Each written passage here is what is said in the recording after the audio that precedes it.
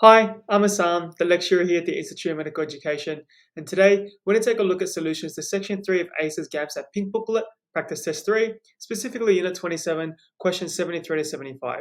And in this unit, we're going to take a look at oxohemoglobin dissociation curves, which is shown in Figure 1, as well as, for good measure, they're thrown in ventilation volume for these two species of birds, so they've shown as X and Y, and we kind of have to answer the following questions relating to the graphs.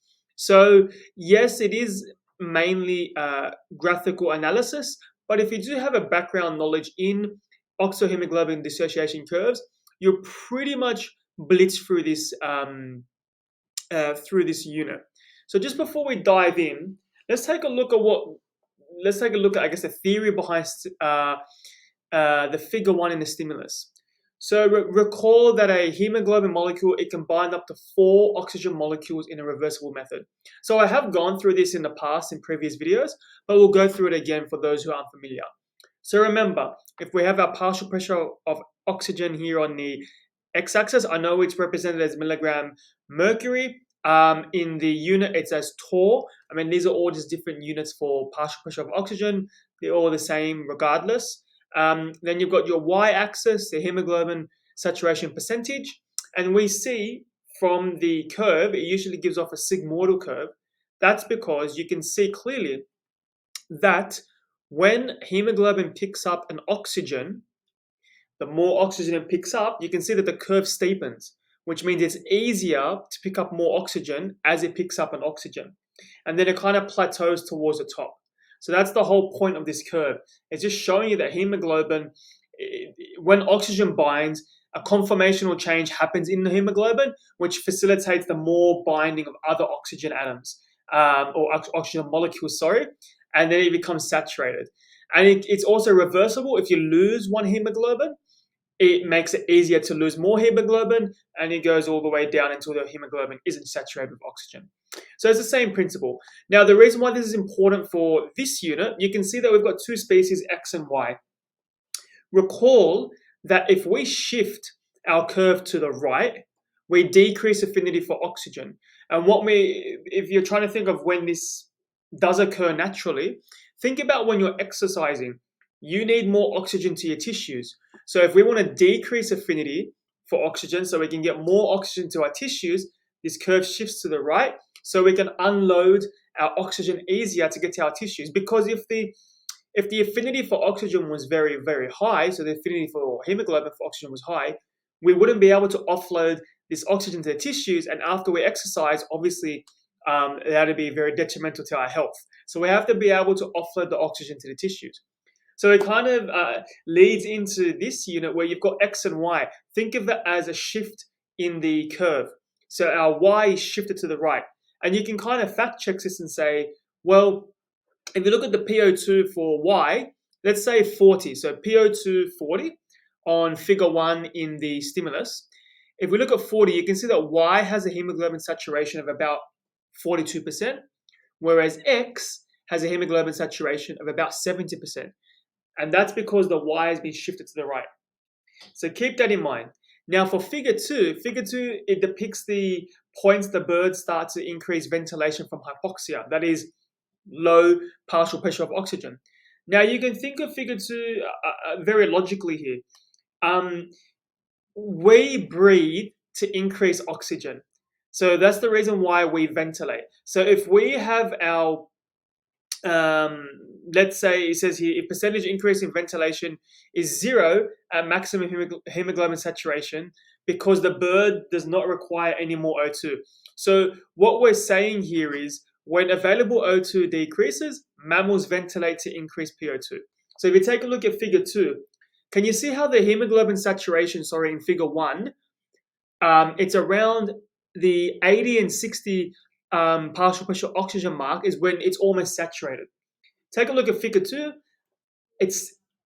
Ventilation is 0 because we don't have to breathe. Because if we have saturated hemoglobin, we don't need oxygen.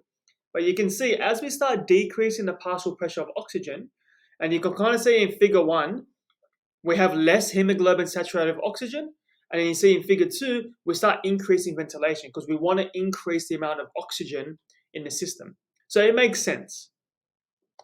So now that we know this knowledge, we can dive into question 73. 73 says, which of the following statements is most accurate? So we've got A says at PO2 of 60 tall, both birds have an increased ventilation volume. So if we take a look at the figure at the PO2 of 60 tall, we see that Y has an increased ventilation volume, but X is still 0. So A is incorrect. B says that neither bird has an increased ventilation volume. That's still incorrect because at 60 tall, we see that curve Y in figure 2 has about 25% increase in ventilation volume. So B is incorrect. C says the bird with the lower oxygen affinity increases ventilation at lower PO2.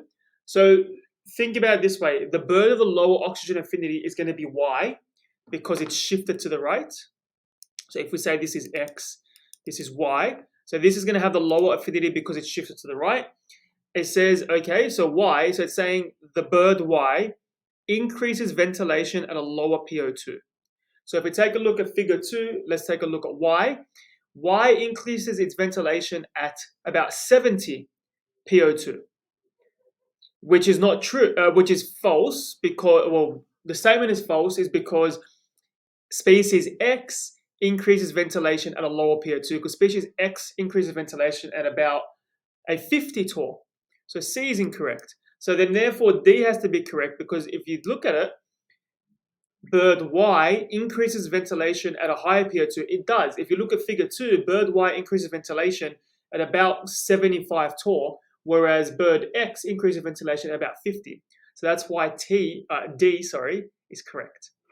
So now let's look at question 74. 74 states or asks, which of the following statements is best supported?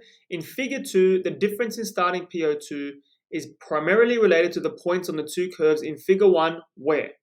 So if we look at figure 2 and the difference in starting points, we can see that they start to increase the ventilation around, let's say, 80 and 60 for Y and X respectively. If we take a look at figure 1, 80 and 60 torr are literally right at the top of the curves, and that's when the curves start to flatten. So the answer for 74 has to be C. I mean, it can't be the others because if you read the curves and the graphs carefully, you can see that 60 and 80 or 60 and 80 on figure 2 corresponds to the top of the graphs for the hemoglobin saturation for figure 1. So now the last question, 75, asks, which of the following is the closest to the difference between hemoglobin saturation of two birds when increased ventilation starts to occur? So again, let's take a look at figure 2. Increased ventilation starts to occur, so let's say from X and Y, at about 55 and 75 torr respectively. So if we look at figure 1 then, so for X, 55, we know that that's going to be about 90, let's say about 88. So X is going to be 88. And we know that for Y, it's going to be about percentage. Y, if we take a look at Y, if it starts increasing around, let's say 78, 79 or 75, it's going to be about 93%.